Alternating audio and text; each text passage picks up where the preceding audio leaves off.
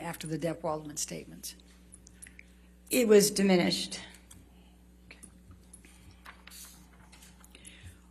Now, why would Amber have been featured more prominently in Aquaman 2? Objection, no foundation. It's only a foundation. Okay. What usually determines, or are you able to speak to whether Amber should have been or would have been more prominently featured in Aquaman 2? Well, a couple things. I'm trying to get your foundation. Are you able to speak to that? Yes. Okay. And please tell the basis of that and then your opinion. So there's two things. When two actors do well in a romantic relationship and, they get married or they're going to have a baby, you want to follow that through, because part of what did well in Aquaman was not only the action sequences, but to have a strong female character having a relationship with a strong male character, it's very empowering, right? So that was working for them in the first place. The poster of Aquaman that went around the world was, one of the main posters was of the two of them together standing proud and strong, right, being that couple.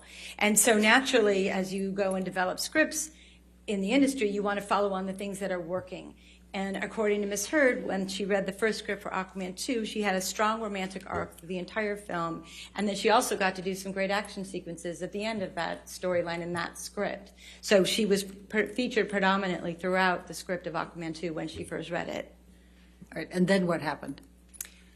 Well, she didn't hear anything, so she wasn't getting the scripts. When her colleagues were getting the scripts, she heard that through her agents. And then when she got the script, it was pared down from the first script dramatically. They had her in the hospital very shortly in the first part of the movie called Act 1. They had her in the hospital, and they pretty much had her in the hospital, and then she was going to do this action sequence in the end. She trained 5 hours a day for several months with a trainer to do this big action sequence. And then when she got to set, two things happened. One, the costume designer said, "I don't know what happened to your role. It got diminished." And Objection, two, hearsay. Sustained. All right, go ahead with the second one. Okay, That's and right. more importantly, though, this big action sequence that she was going to do at the end of the movie in the third act was cut out, and they took it away from her. So it was radically reduced from what it was in the script and what she even trained for while she was preparing for the movie. And what, if any, changes were made to the storyline? I haven't seen the movie yet specifically, so I can't really speak to that yet. All right, and when you say she was in the hospital, what do you mean by, was she injured in the first scene? I believe that in the first act of the movie, she was injured somehow or had something to do with the baby. I don't know exactly. I'm just going with what Ms. Heard told me about, was that she ends up in the hospital early in this new Aquaman 2 movie and doesn't really come out till the end to kind of wrap things up. But all of the interactions with Momoa's character and certainly the action scenes were taken out. Okay. How has Amber typically been involved in promotions for her films? As we talked about earlier, actively involved in the press and the promotion, whether that was on the press junkets, what we call when they tour the world and the actors tour together and answer questions from the press at various screenings and film festivals. And then also she was on the cover of magazines, usually after her movies, especially after Justice League. And how was the promotion of Aquaman 2 affected by the Depp Waldman statements? Amber has not been involved in any of the promotion that's been done to date, or very little, particularly in a teasers that I've seen, we call short little films about the making of and so forth. She's not featured in them. And also, very specifically, there was a big event that Warner Brothers put on during the fandom. I think it's a DC fandom event, which is a big kind of like Comic-Con style event. And they invited all of the actors, or the majority of the actors that have strong roles in film, to participate both in the posters and the artwork, and also participate at DC fandom. And Ms. Heard was not invited to either be in the poster or be at the event. And in fact, they told her she cannot come. Now, can this hurt Amber's career, not being allowed to be in any of the promotional materials? Absolutely. It means that nobody knows about her. She doesn't have the same part in the film. It's not going to take her on to her next movie. She's not being associated with the tremendous amount of promotion that's going to be made for this, movie that everybody's looking forward to see. So she's not a part of it because of this negative campaign. How have the Depp Waldman statements affected any other films or TV project promotions for Amber? So prior to the defamatory statements, but either around the, after or around the time that Aquaman 1 came out, she was in the TV show called The Stand. It was based on a Stephen King novel. So big book, going to be a big TV show. And again, Ms. Heard didn't do any press or promotion for that for the same reasons. And what, if any, plans were there to have Amber Heard on the cover of LA Style relating to Stand before the Depp Waldman statements? Right. So Ms. Heard was in, and they had done an article about her participation in this TV show, The Stand, the Stephen King novel related TV show, and they were going to give her the cover picture and cover story, and they took that away. I don't know if the article existed, but they certainly took away the cover picture and the cover story. Okay. How have the Depp Waldman statements affected press requests for Amber? There aren't any. So yes, they affected it because there used to be a lot of press requests, and now there aren't any. has Amber Heard obtained any roles since the Depp Waldman statement? Again, for many years, no, for a good period of time, or a year and a half, 2 years, until she got this small movie called Into the Fire. Okay. Has Amber obtained any studio movie roles since the Depp Waldman statements? No. How, if at all, have Amber's philanthropic opportunities been affected by Depp Waldman statements? Again, she had some passion projects. She was invited to do some charity work, and she also had her own passion projects that she, loved and wanted to be involved with and even travel for. But they decided it wasn't going to be a good idea because every time she appears anywhere, the social media negativity campaign starts up again. So she hasn't been able to do any of her charity work. What is an endorsement? So an endorsement is when an actor associates themselves with a product, either for print promotion or commercials, like Jennifer Aniston doing the water, or Matthew McConaughey doing the car commercial. That's a product endorsement. He's paid to say that the product is good and be associated with the product. How important are those endorsements to the actors in the entertainment industry? Well, very, very important on two levels. One, they bring a good amount of income to them when they're not shooting a movie, so it's a good way to make money in between film roles. And then also, it shows the studios and the production executives and the financiers that the actor is relevant in the community because they're being associated with a product. So if it's a well-known product, that's really great. If it's a medium product, that's great, and so forth and so on. So you want to be, if you can, and if that's something that you like to do, not everybody does, but if they like to do that, then they can get a lot of value out of those product endorsements because then the studios see that there's a connection with the consumer, not just on the film, but also with product. Did Amber have any endorsement activities prior to the publication of the Depp Waldman statements? Yes. Please explain. So Amber was hired by L'Oreal to be a product and endorse their product, the makeup line. And she had a $1.5 million contract for 2 years. And they were able to work. They had 20 days of her work. They had the right to work with her for 20 days. And she started the work. And then when the defamatory statements came out, they essentially put a pause on working with her. So they no longer brought her to photo shoots. They no longer had her do public events for the product. And basically said, we love you, but we can't work with you right now because it's just too much. Objection, hearsay. All right. I'll sustain the objection. Next Okay. question. Have the Depp Waldman statements affected that deal in any way with L'Oreal? Well, they put it on pause and haven't done any of the work, so she's not out there in the public eye related to the product. And they have decided to continue working with her at some point once, as I said, this all quiets down, this trial is over, and hopefully the negative campaigns will stop. So they extended her contract, but they did not pay her for that extension. And has Amber been hired for any other endorsement deals since the Depp Waldman statements? No. Now, did you assess Amber's losses as a result of the Depp Waldman statements? Yes. What did you do to assess those? Well, first of all, I looked at Amber's career directly, so I wanted to see, as I said earlier, she worked consistently, and then she was on this kind of very large upswing with the big movies, Justice League and Aquaman and all of that, and The Stand with the Stephen King project. And then it stopped, right? So her work stopped. And then I looked at other actors that kind of grew up at the same time frame. Grew up meaning they started their career and had the same time frame to start going from the smaller projects to the well-known director projects to the big movie projects. And I looked at those actors, and I then saw, after they had their Star is Born moment, if you will, I wanted to see where their careers went. So I looked at several actors to see, including Jason Momoa, her co-star, to see what happened in their careers after such a successful film as Aquaman came out. And why did you use that method of analysis? It's a very common methodology in the entertainment industry to work with what we call comps. I think Ms. Kovacevic even used that word, comp. So you know, with films, you try to find comparable films. With actors, you look to see comparable actors. So you can kind of, it's not a distinct actual, this is going to happen, but this is the probability with a reasonable certainty that with the right management team that she had and her acting ability and her looks and the press that she was getting and should have continued to get, that her career would have been similar to these other actors. Have you used that method in other cases in which you've been an expert on damages? Yes, I have. Who did you select as comparable actors for your comparison?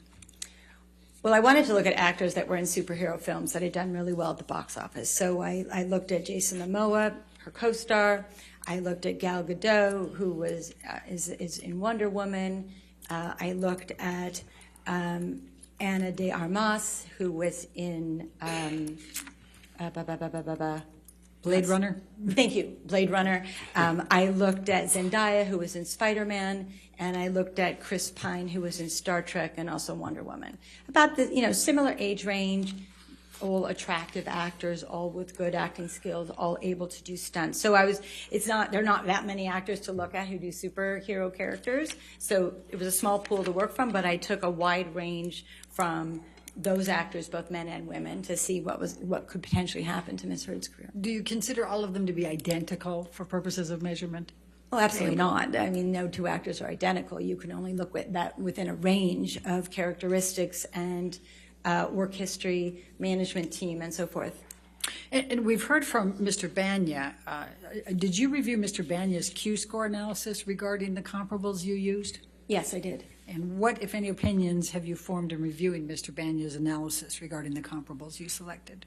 So Mr. Banya looked at calendar years to assess what happened in December of 2017 or 18 or 19, what happened in June, what happened in a very specific time frame, which works on some statistical analysis. But when you're talking about actors and their relationships to Q-scores are related to the actor's viability in the consumer's mind, if you will, how well known or how much they're coming up in conversation.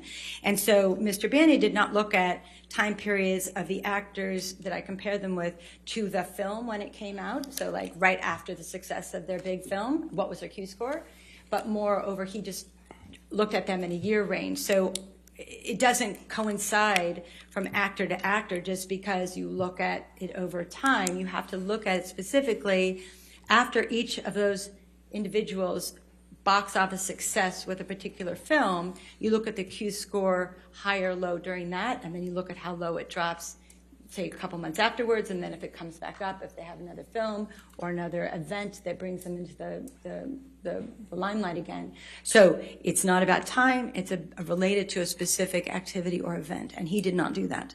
Okay. What did your comparison show in terms of films that those actors had been in since their breakout roles? I'm talking about the comparables. In terms of their, I'm not quite sure I understand.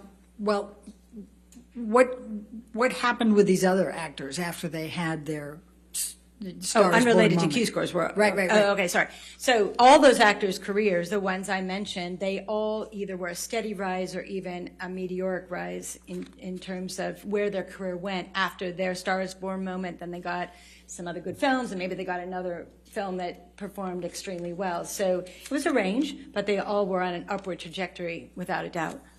And what does this mean for Amber?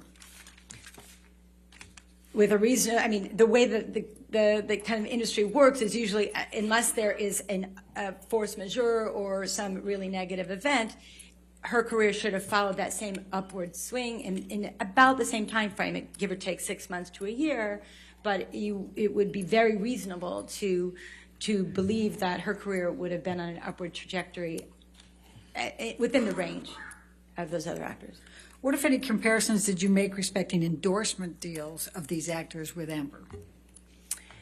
You know, again, all those actors that we've talked about all did multiple endorsement deals after their big movies or after their big series of movies. You know, Jason Momoa is on, you know, Rocket Mortgage and Harley Davidson, as well as, you know, 5 or 6 other companies. Zendaya is Lancome and fashion and water and jewelry, and Gal Gadot and Chris Pine and Ana de Armas. They've all done either a couple or many, and all of them have associated with a large brand. Unlike Amber, who hasn't even been able to work on the one contract that she had. She certainly didn't get any others. So what did your analysis show with respect to Amber Heard's losses, but for the Depp Waldman statements? They were significant if we follow the trajectory of her, you know, colleagues. Well, let's start with Aquaman 2. What would she have realized there? Well, as I stated earlier, so from Aquaman 1 to 2, it went from $1 million to $2 million, right? So that was a pre-written contract. It doubled. So the agents were very excited after the success of Aquaman to go and negotiate a much higher fee like they did for Jason Momoa. They weren't able to do that. So in that instance alone, it was more than likely a $2 million loss just from that movie alone. So 2 to 4, you had said before? It could have been 4, it could have been 6. Objection leading. Sustain. Okay. What about other films? So once, as Amber's agent, Ms. Kovacevic, I was doing okay. Ms. Kovacevic said that once you get that quote of the $2 million from Aquaman 2, that kind of was like the baseline for any other movie she would have done. So any other studio movie would have started from there, and depending on the success of Aquaman and how much press she did, maybe she worked on another great director, independent film, whatever, that $2 million for a studio film, and had it jumped to $4 million with the renegotiation, that then would have been the basis. So any future studio film that she would have done, any big budget film, would have been the basis at $4 million, and then most likely have gone up from there if she was able to get others, which she should have, just like the other actors. Let's talk about TV for a minute. What would those losses have included? Well, On the Stand, which was, you know, about the same time as Aquaman, but got the press and the promotion got cut off because of the defamatory statements and the negative campaign.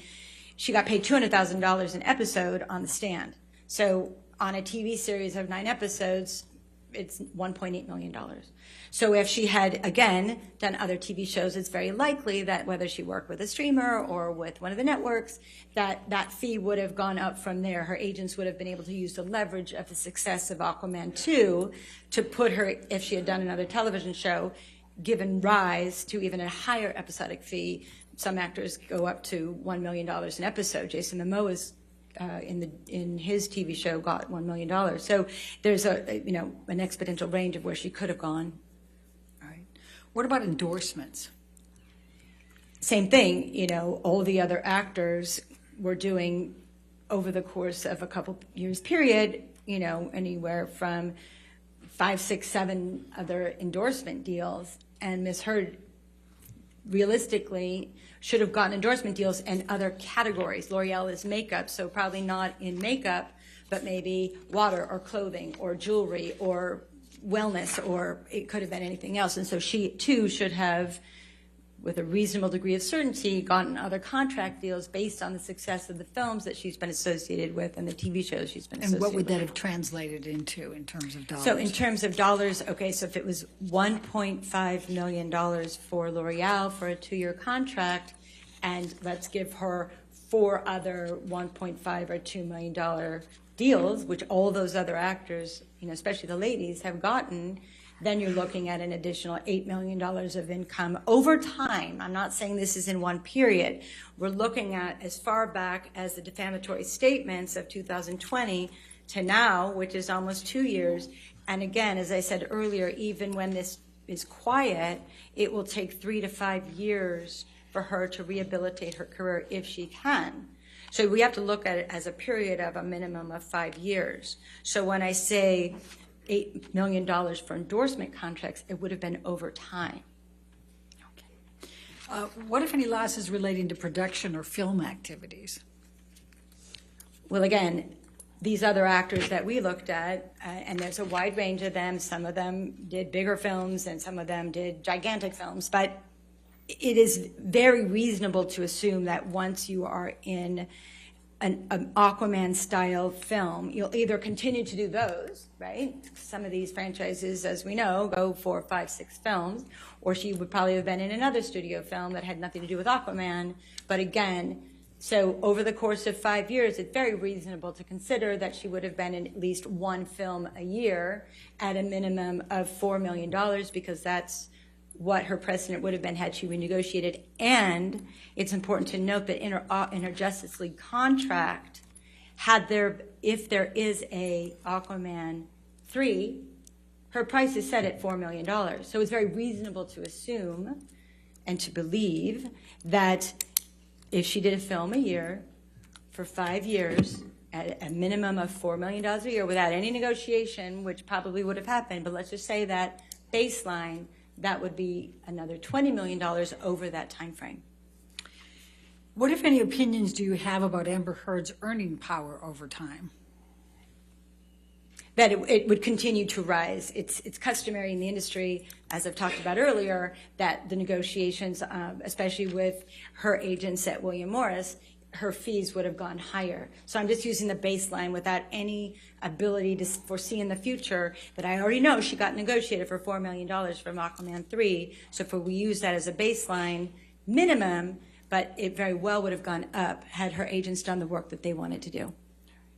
So combining all of these opinions and calculations that you've had, what, if any, range are the losses you are estimating for Amber Heard but for the Depp Waldman statements? Right, so again, it's really important that I looked at, and hopefully you understand this, that it's over time, right? So let's just say a minimum of 5 years that we're going to talk about these losses, and it could be more, but at minimum, if you look at the film, the television, and the endorsement contracts, it's very likely that Ms. Heard should have earned between $45 and $50 million over that time period. Are all your opinions to within a reasonable degree of probability or certainty? Yes. All right, thank you very much. All right, let's go ahead and take our afternoon recess.